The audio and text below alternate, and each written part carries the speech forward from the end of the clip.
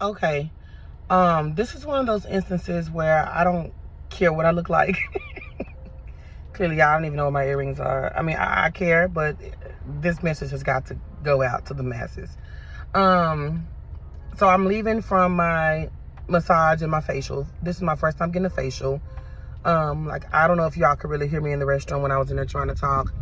But first, this is the after. So I bought some of the products. It feels extremely light, but I can feel, even as I'm talking, not just with the stuff in my lip, I can feel moisture.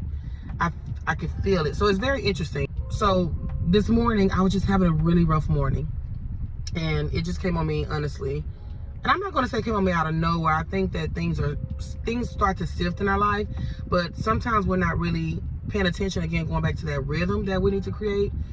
And it needs to be a daily rhythm. I'm going to try to get emotional because God just knows exactly what we need.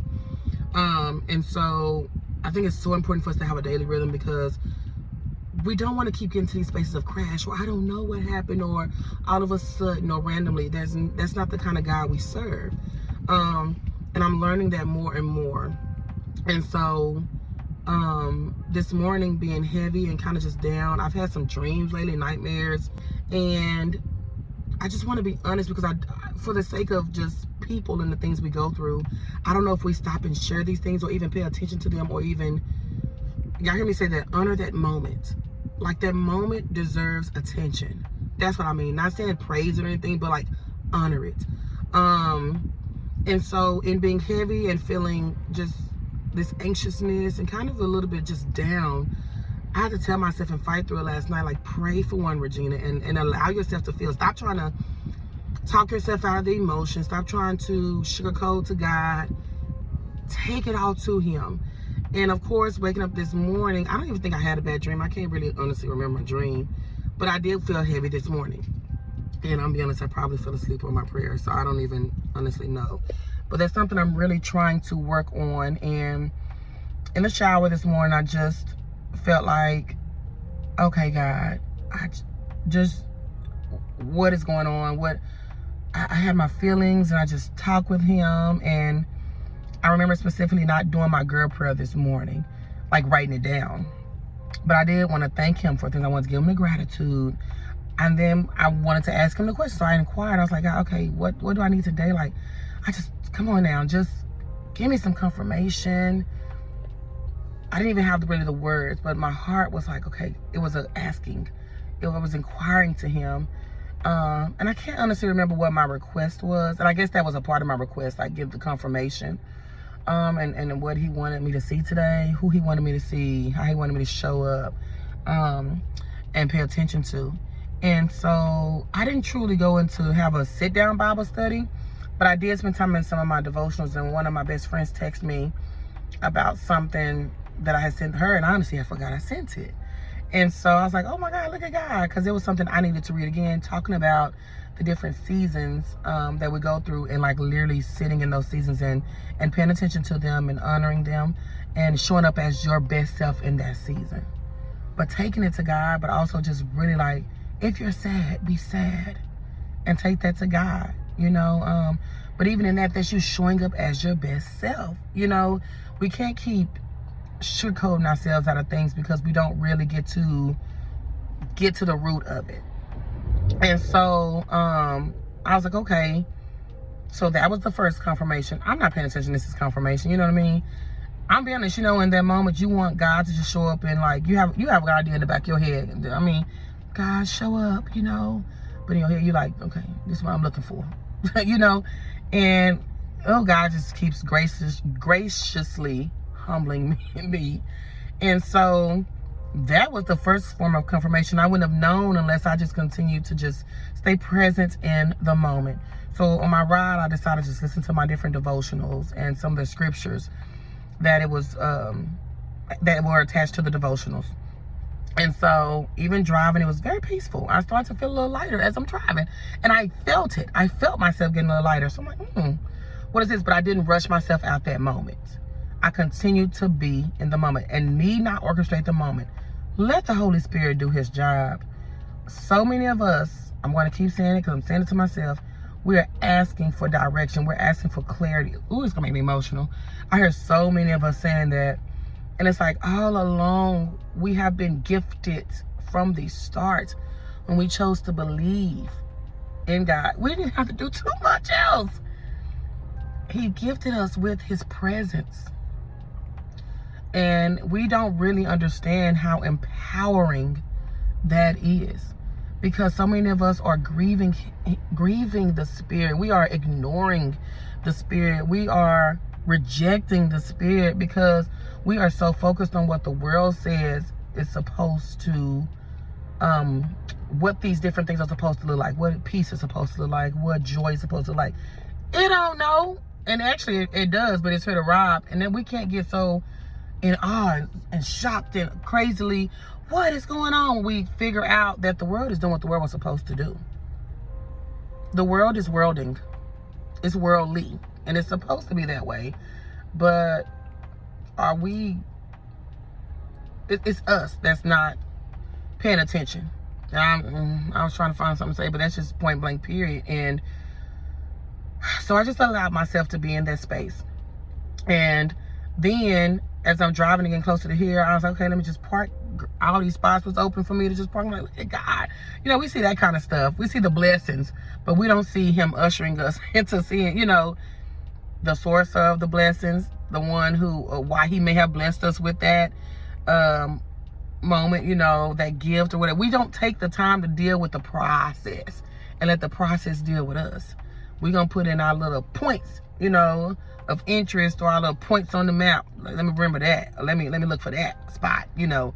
But, okay, so coming and I'm walking into the, my massage place, and it's a whole new different staff.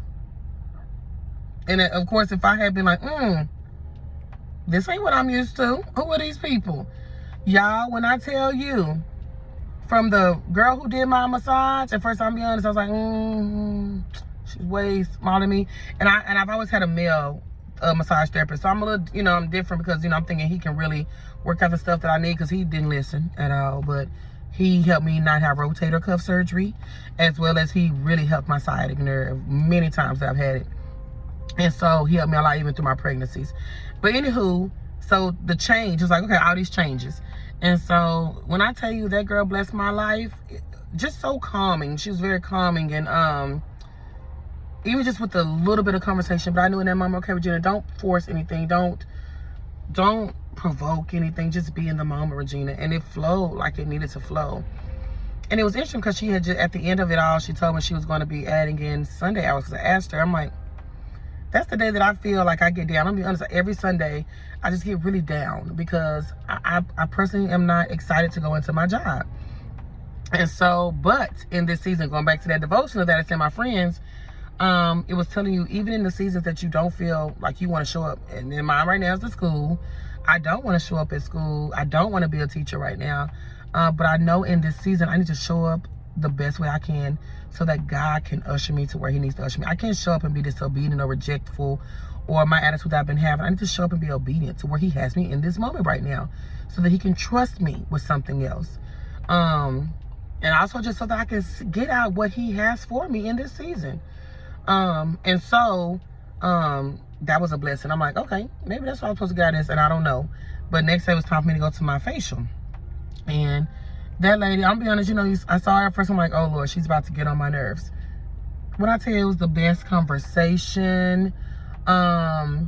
It was so relaxing. She spoke to me. We had similarities in motherhood.